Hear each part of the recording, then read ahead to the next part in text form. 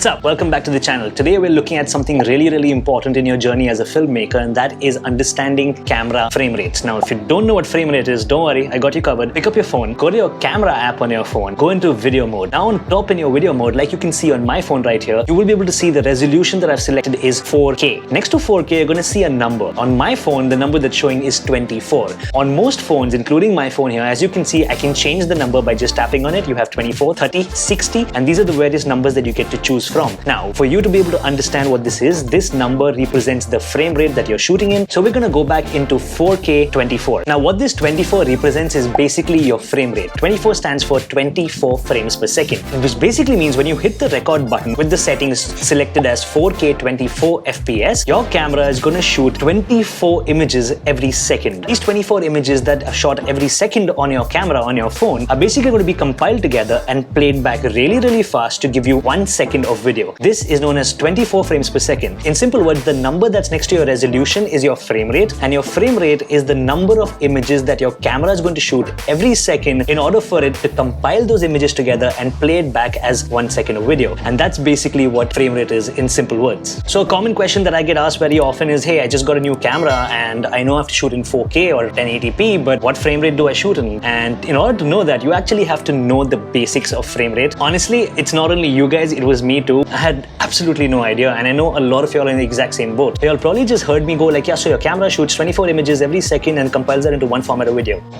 You still don't understand what frame rate you should choose. So now, before we jump into these numbers of 24, 30, 60, 120, we're going to have to understand what these numbers actually are, and we're also going to have to understand why different people around the world shoot in different numbers. I may shoot in 24 frames per second, but somebody in Australia may shoot in 30 frames per second for all you know. There's a difference, and there's always that debate about what's the best frame rate to shoot in. Now, the frame rate basically depends upon where you live. As you can see, the map that I'm putting up on it divides the world into two different regions, which is NTSC regions or PAL regions. We in India, we belong to the PAL region, but North America, South America, other countries belong to the NTSC region. The basic difference between PAL and NTSC is the amount of frames per second that you shoot in. Now, for beginners, NTSC stands for National Television Standard Committee, and PAL stands for Phase Alternating Line. PAL and NTSC were basically encoding systems for analog video. Back in the day when you had DVDs, or even now, today when you use FPV drones, you have analog video which is encoded, and that's exactly where PAL and NTSC comes into play. But today, in 2021, we don't really use DVDs anymore, and we don't really use analog video as such anymore, so we don't actually use PAL and NTSC anymore. What we basically have is digital cameras with digital video and digital encoding, and it's a whole different ballgame altogether. So why does this still exist? So nowadays, PAL and NTSC only come into play when you're selecting your frame rates and setting up your camera. Long story short, it's a standard. Either you set up your camera to PAL or you set up your camera to NTSC, and this will bring different frame rates to the table. This is available not only on your mirrorless and your DSLR cameras, but it's also available on your GoPros. As a matter of fact, you can also choose whether you want to use PAL or NTSC on your iPhone settings, going to your camera settings and selecting show PAL frame rates, and it'll basically show you a lot more frame rates, as you can see over here, than what you would have if you had selected only NTSC. Also, a lot of times you will choose between PAL and NTSC basis which country you live in. It basically depends a lot on your location. I know a lot of people do that, but you don't need to. We'll get into that in a bit. So now the frame rates that are available under NTSC is 30 frames per second, 60 frames per second, and 120 frames per second. The frame rates available under PAL are 25 frames per second, 50 frames per second, and 100 frames per second. As you can see, they're completely different frame rates, and different people have very different opinions about these. Now, the reason why I spoke about region and location when deciding between PAL and NTSC is, for example, frame rates on your camera will match the refresh rate of your lights and your electricity in that particular region. For example, if you're shooting in North America is an NTSC region. So if you shoot under NTSC, which is basically you chose 30 frames per second, the lights in North America will refresh at an average of 60 frames per second, or you're not going to get any flicker because your camera is shooting at exactly half the refresh rate. It's shooting at the same rate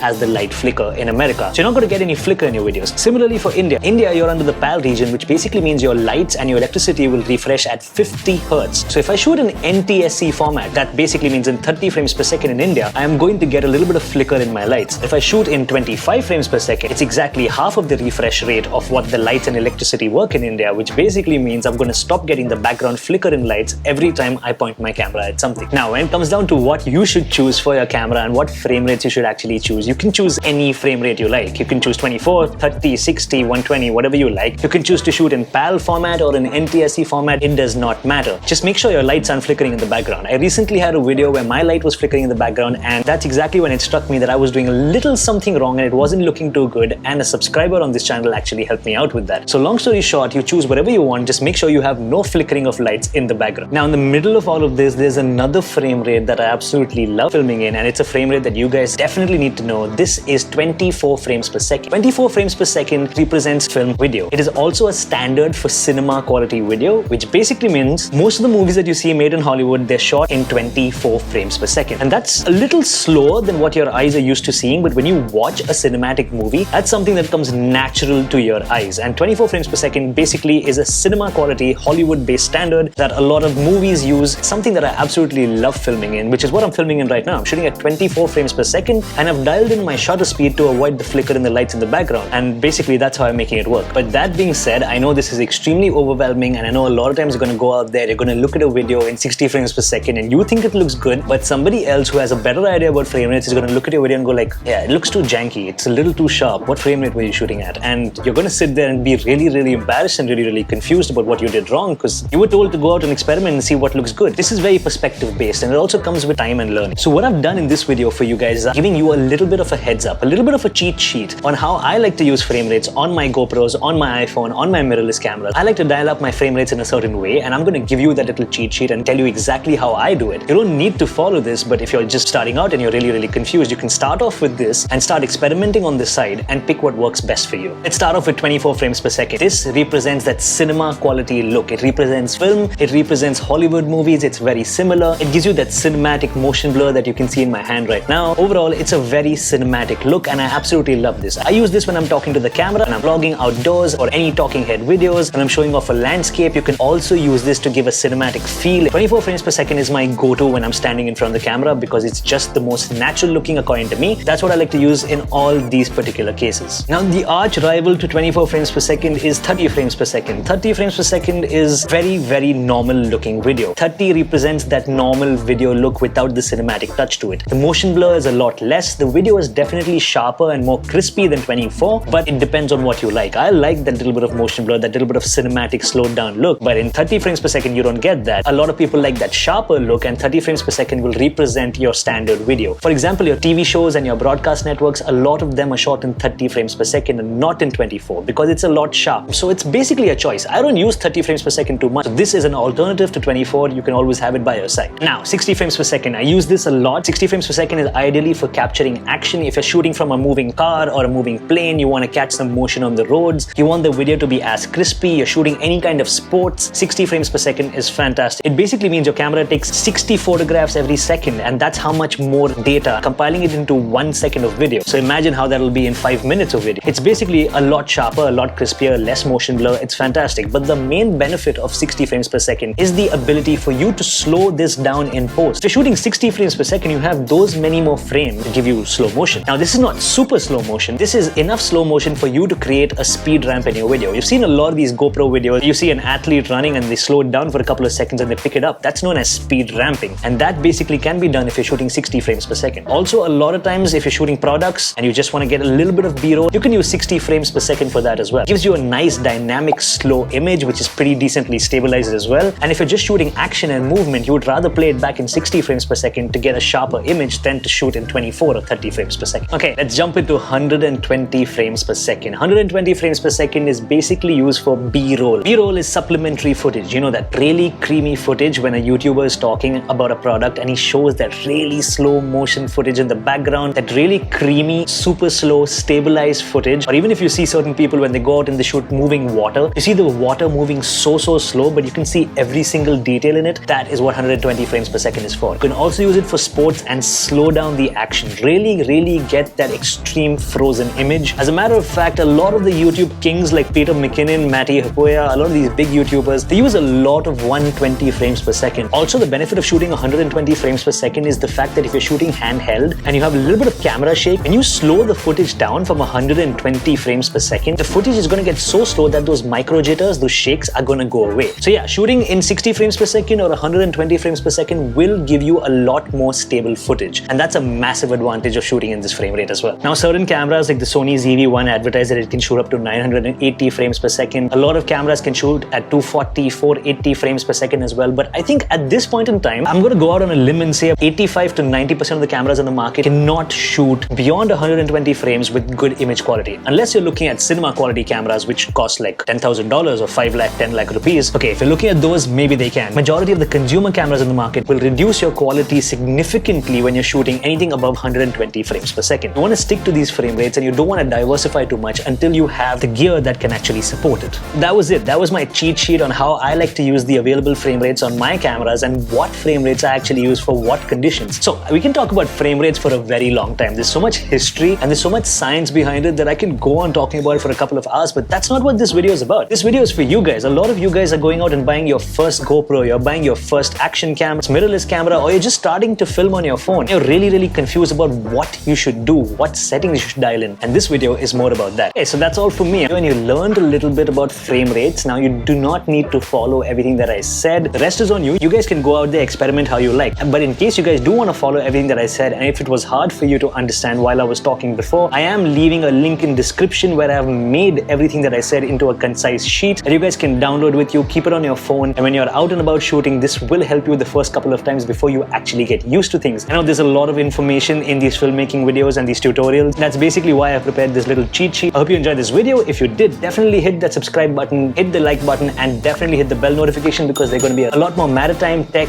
gaming, and filmmaking videos on this channel in the near future. So stay tuned for that. This is Nitin Chawla. Thanks for watching another episode. See you next time.